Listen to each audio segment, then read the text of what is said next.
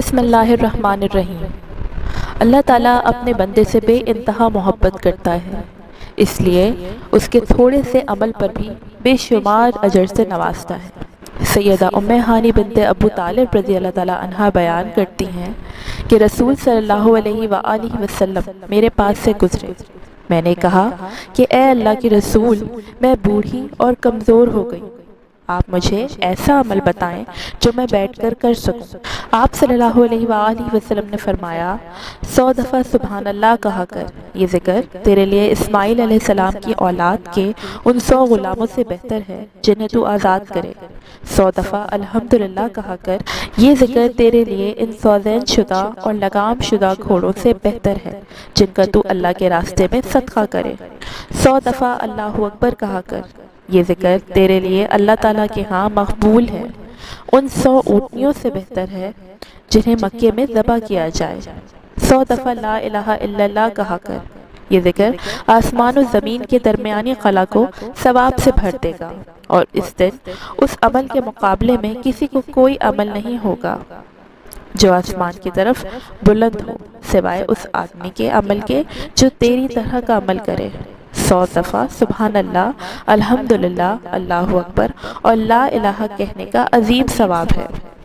سیدنا ابو ہریرہ رضی اللہ تعالیٰ عنہ فرماتے ہیں کہ مہاجرین رسول صلی اللہ علیہ وآلہ وسلم کی خدمت میں حاضر ہو کر کہنے لگے کہ اے اللہ کے رسول، مالدار لوگ اعلیٰ درجے اور ہمیشہ کی نعمتوں میں چلے گئے۔ آپ نے فرمایا، وہ کیسے؟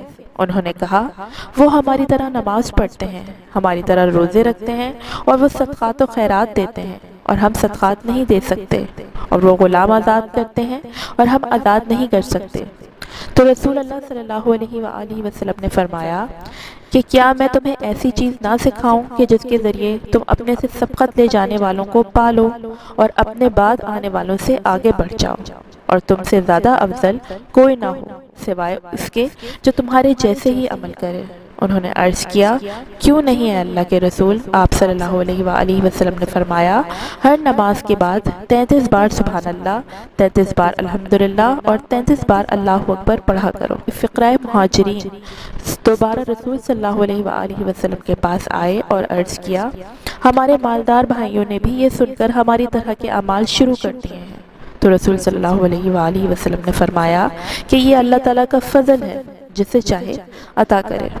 اللہ تعالیٰ اپنے بندے سے کس قدر محبت کرتا ہے، یہ قلیل عمر پر بے شمار اور کثیر اجر سے نوازتا ہے، لیکن افسوس یہ بندہ ایسا تھوڑا عمل کرنے سے بھی قاصر نظر آتا ہے۔